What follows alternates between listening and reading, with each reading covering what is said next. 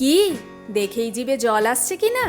এই কুমড়ো চিংড়ির রেসিপিখানা বানাতে ব্যবহার করেছিলাম মাত্র একটি মশলা, আর তাতেই কিন্তু এর স্বাদ হবে দুর্দান্ত। বন্ধুরা, রেসিপিখানা কিন্তু অবশ্যই ট্রাই করো।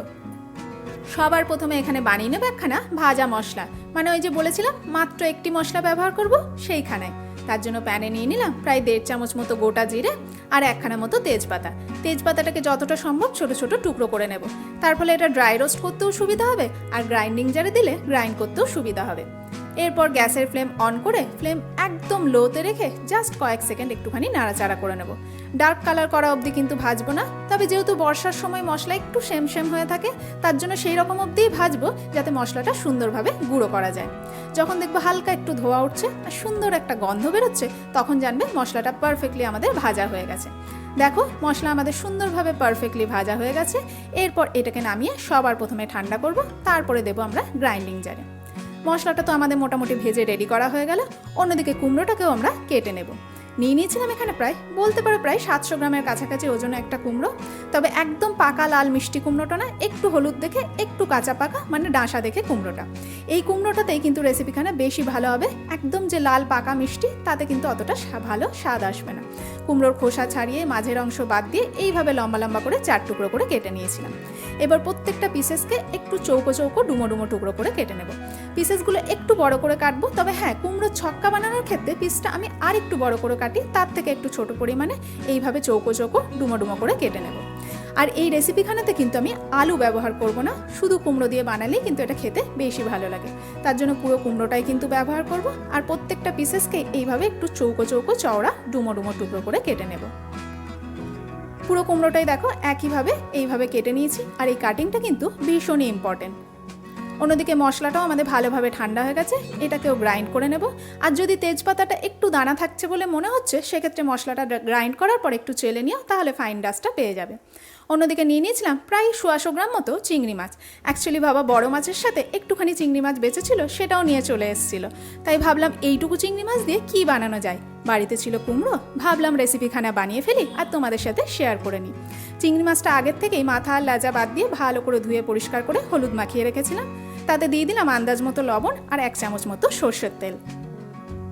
অন্যদিকে প্যানেও বেশ খানিকটা পরিমাণে সর্ষের তেল নিয়ে নেব, আর তেলটা ভালোভাবে গরম হলে সবার প্রথমে চিংড়ি মাছটা ভেজে নেব। এই চিংড়ি মাছটা ভাজতে পরিমাণের থেকে একটু বেশি পরিমাণ তেল আমরা ব্যবহার করব, কারণ এই তেলটাই কিন্তু সবার শেষে রান্নার স্বাদকে 3 গুণ বাড়িয়ে দেবে। চিংড়ি মাছটাকেও ততক্ষণ অবধি ভাজবো যাতে পারফেক্টলি কুকড হয়, খুব বেশি লাল করব না। চিংড়ি মাছ ভাজার ক্ষেত্রে যে ফর্মুলাটা আমি তোমাদের আগের ভিডিওতেও বলেছিলাম, সেটা হচ্ছে JOC।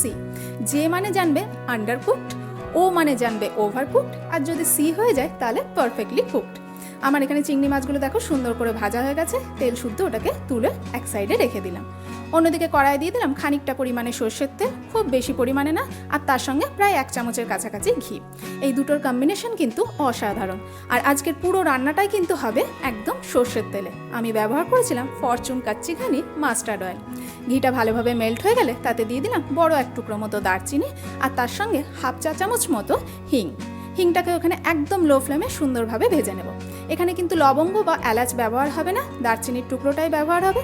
আর এই সর্ষের তেলের সঙ্গে ঘি, হিং আর এই দারচিনির অসাধারণ একটা কম্বিনেশন, মানে দারুণ একটা ফ্লেভার কিন্তু দেবে। হিংটাকেও হালকা আছে একটু সুন্দর করে কিন্তু ভেজে নেব। আর ঘিটা কিন্তু সবার শেষে ব্যবহার করব না, এইভাবে প্রথমেই কিন্তু সর্ষের তেলের সাথে অ্যাড করে দেব। হিংটা ভালো করে ভাজা হয়ে গেলে এরপরে এর মধ্যে দিয়ে দিলাম ওই টুকরো করে রাখা কুমড়োটা। পুরো কুমড়োটাই ব্যবহার করেছি, যেহেতু আলু আজ আমি এখানে ব্যবহার করব না, মানে আলু দিলে সেইভাবে টেস্টটা ভালো আসবে না। এবার কুমড়োটাকে ভালোভাবে একটুখানি নাড়াচাড়া করে ভেজে নিতে হবে। গ্যাসের ফ্লেম মিডিয়াম টু লোতে রাখবে, তবে হ্যাঁ একদম যে কড়া করে বা কুমড়োর গায়ে লাল রং ধরা অবধি ভাজতে হবে তেমন না। কুমড়োটা ভাজতে ভাজতেই অনেকটা কুকড হয়ে যাবে। প্রত্যেকটা মশলাও খুব ভালোভাবে টেস্ট এই কুমড়োর মধ্যে যাতে চলে আসে, সেইভাবেই কিন্তু প্রসেসটা আমরা করব। কুমড়োটাকে মোটামুটি বলতে পারো 7 থেকে 8 মিনিট অবধি আমি এইভাবে নাড়াচাড়া করে একটু ভেজে নিয়েছিলাম। এরপর এর মধ্যে দিয়ে দিচ্ছি 1 চা চামচ মতো আদা বাটা আর 1 চামচের চেয়ে একটু কম কাঁচা লঙ্কা বাটা। ঝালটা তোমরা তোমাদের স্বাদ মতো নিও, আমি 4টে মতো কাঁচা লঙ্কা নিয়েছিলাম। নিরামিষ পদের মতো এখানে আদা লঙ্কা অবশ্যই ব্যবহার করব, যেহেতু আমরা এখানে একটি মাত্র মশলা ব্যবহার করছি। আর তোমরা যদি চিংড়ি মাছ ছাড়া যদি এই রেসিপিটা বানাতে চাও, তাহলে এই রেসিপিটা যেমনভাবে বানাচ্ছি এইভাবেও যদি বানিয়ে থাকো, নিরামিষ পদখানাও কিন্তু অসাধারণ খেতে হবে। আদা আর কাঁচা লঙ্কা বাটাটা দিয়েও খুব ভালোভাবে মিক্স আপ করবো, মানে বলতে পারো আরও 1-2 মিনিট মতো আমি একটু নাড়াচাড়া করেছিলাম। এরপরে দিয়ে দেবো একে একে নর্মাল যে মশলা আমরা রান্নায় ব্যবহার করি সেটা। তার জন্য দিয়ে দিলাম আন্দাজ মতো হলুদ গুঁড়ো আর 1/4 চামচ মতো লাল লঙ্কার গুঁড়ো। ঝালটা অপশনাল, তোমরা চাইলে নাও দিতে পারো।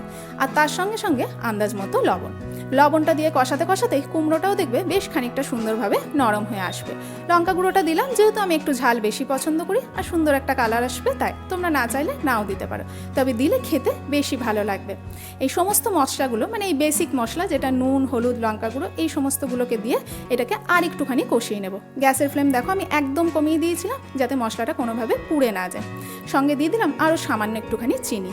এটা কিন্তু ভীষণই ম্যান্ডেটারি, অবশ্যই অ্যাড করতে হবে। কুমড়োর সাথে চিনির একটা যুগলবন্দি আছে, তা বলে ভেবো না মিষ্টি হয়ে যাবে। খুব সামান্য অ্যাড করো, একদম পারফেক্ট একটা ব্যালেন্স আসবে। তবে আজকের রান্নায় কিন্তু কোনো রকম টক জাতীয় জিনিস ব্যবহার করব না।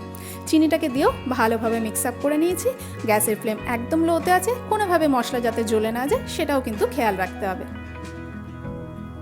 সমস্ত কিছু দিয়ে ভালো করে মিশিয়ে নেওয়ার পর এরপরে এর মধ্যে দিয়ে দেবো পরিমাণ মতো গরম জল, যেটা কিন্তু ভীষণ ইম্পর্ট্যান্ট একটা টিপস। সেটা হচ্ছে গরম জলই কিন্তু এখানে ব্যবহার করতে হবে। তার ফলে রান্নার কুকিং প্রসেস বন্ধ হবে না, টেস্টটাও ইনট্যাক্ট থাকবে, কুমড়োটাও খুব তাড়াতাড়ি সুন্দরভাবে সিদ্ধ হয়ে যাবে। রান্নাটা বলতে পারো খুব তাড়াতাড়ি হয়ে যাবে এবং টেস্টটাও একদম একই রকম থাকবে। ব্যাস, জলটা দিয়ে ভালো করে মিক্স আপ করে গ্যাসের ফ্লেম একটু মিডিয়াম টু লোতে রেখে আমি চাপা দিয়ে দিলাম যতক্ষণ এটা ভালোভাবে সিদ্ধ হচ্ছে। কুমড়োটা সিদ্ধ হতে আমার মোটামুটি 7-8 মিনিট মতোই সময় লেগেছিল, যেহেতু অলরেডি কষতে কষতে কুমড়োটা একটুখানি নরম হয়ে গেছিলো। তবে হ্যাঁ, জলটাকে কিন্তু দেখো এখানে পুরোপুরি ড্রাই করব না, এখনও কিন্তু বেশ খানিকটা পরিমাণ জল রয়েছে। আর কুমড়োটাও দেখো সুন্দরভাবে সিদ্ধ হয়ে গেছে, কাটার পর 2 টুকরো হয়ে যাচ্ছে। গ্যাসের ফ্লেম লোতে রাখবো, জলটা কিন্তু পুরোপুরি শুকিয়ে দেবো না। এরপরে এর মধ্যে অ্যাড করে দিচ্ছি ওই ভেজে রাখা মশলাটা, যেটা আমরা সবার প্রথমে রেডি করেছিলাম। মশলাটা আমার এখানে পুরো লাগবে না, যতটা পরিমাণ লাগবে সেই আন্দাজেই দিলাম। কিছুটা মশলা আমার বেঁচেও গিয়েছিল।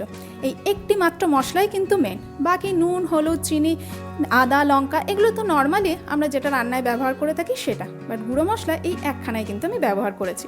সেটাকে দিয়েও ভালো করে মিশিয়ে সবার শেষে এর মধ্যে দিয়ে দিচ্ছি ওই ভেজে রাখা চিংড়ি মাছ, আর তার সঙ্গে সঙ্গে প্যানে যতটা তেল ছিল পুরোটাই। এই চিংড়ি মাছ আর চিংড়ি মাছ ভাজার তেলটা রান্নার স্বাদ কিন্তু 3 গুণ বাড়িয়ে দেবে। সেটাকে দিও, আর তার সঙ্গে দিয়ে দিলাম আরও কয়েকটা চেরা পাকা লঙ্কা, মানে কাঁচা লঙ্কায় আমার পেকে গিয়েছিল, 3-4টে মতো ব্যবহার করেছি। ঝাল যেহেতু আমি একটু বেশি ভালোবাসি, তোমরা না চাইলে নাও ব্যবহার করতে পারো, তবে দিলে খেতে ভালো লাগবে, দেখতেও ভালো লাগবে। সেটাকে দিয়ে খুব ভালোভাবে একবার মিক্স আপ করে দেবো। ভালো করে মেশানোর পর আমি আরও 2 মিনিট মতো এইভাবে হতে দিয়েছিলাম, যাতে যে যে জিনিসগুলো পরে ব্যবহার করলাম প্রত্যেকটার স্বাদ যেন তরকারির মধ্যে ভালোভাবে চলে আসে। ব্যাস বন্ধুরা, দেখো ঝোলটাও বেশ খানিকটা কমে গেছে, তবে পুরোপুরি ড্রাই হয়নি, একটু গাঢ় অবস্থায় রয়েছে। এই অবস্থায় গ্যাসের ফ্লেম অফ করে দেবো। রেডি হয়ে গেল আমাদের দুর্দান্ত স্বাদের কুমড়ো চিংড়ি। ঝোলটা কিন্তু পুরোপুরি ড্রাই করলে খেতে ভালো লাগবে না, আর এইভাবে থাকলে এই একটা পদেই 1 থালা ভাত কিন্তু সাফ হয়ে যাবে। আর শুধু ভাতের সঙ্গে কেন, রুটি, পরোটা, লুচির সাথেও এই রেসিপিখানা কিন্তু দুর্দান্ত জমে যাবে। বন্ধুরা, রেসিপিখানা ভীষণই সহজ, উপকরণও লাগে কম, আর খেতেও কিন্তু হয় দুর্দান্ত। তাই অবশ্যই তোমরা ট্রাই করো আর আমায় কমেন্টে জানিও কেমন খেতে হয়েছিল।